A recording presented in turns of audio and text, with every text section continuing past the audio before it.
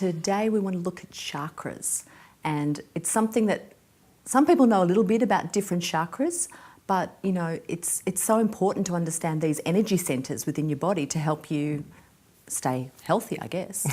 Definitely. It's interesting too. I think historically, even the priesthood and things like that have actually sort of been aware of it, if not from the Indian sort of understanding of all the lotus flowers and the petals and everything else, but more the idea of having things that are open in some areas and closed in others. Yeah, exactly. I mean, I'll just run through quickly. There's 7 chakras. They run up your spinal column basically and plugged in. And your root chakra, your sacral chakra and your solar plexus, thank you, are your lower chakras. And they're the ones that are linked in with life and you know, things like fear and security and that are all, and sex and all that kind of stuff is all linked in here. And then you get to your heart chakra, which is sort of like the middle of all of this. And that's, you know, that's why it's so important to have an open heart and to love, because that's what's running your whole energy field basically. And then you've got your upper chakras, so your throat chakra, your third eye and your crown chakra. Now, people might know about the third eye with the Indian women that wear the bindis, and certainly Madonna and Gwen Stefani made that popular in the 90s, where they would actually wear the little jewels on their third eye, which is all to do with your intuition. Yeah. So it's where you get your perception and that from. And so with psychics and people like ourselves, it's a little bit more open, and that's how we tend to sense things.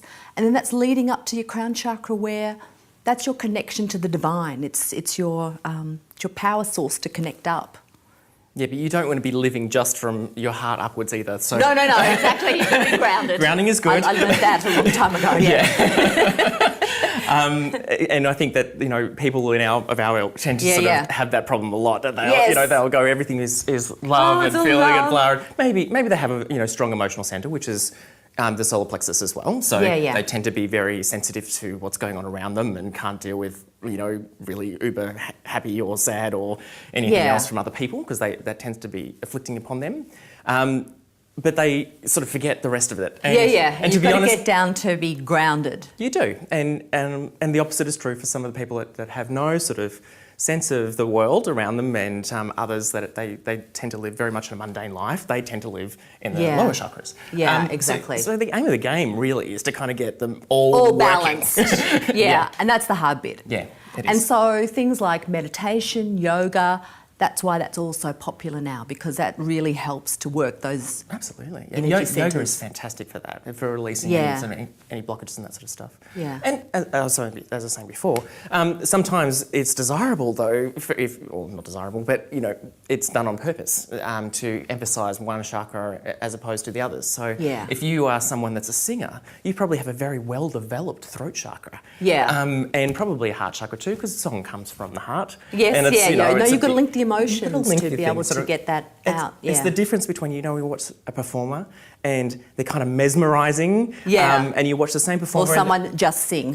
And they don't have that same sort of aura of glow around them. Yeah, that's true. Even if you watch, you know, American Idol or any of those, it's like it was just a karaoke performance, which means they haven't connected all of that up and coming out of their throat chakra. Exactly.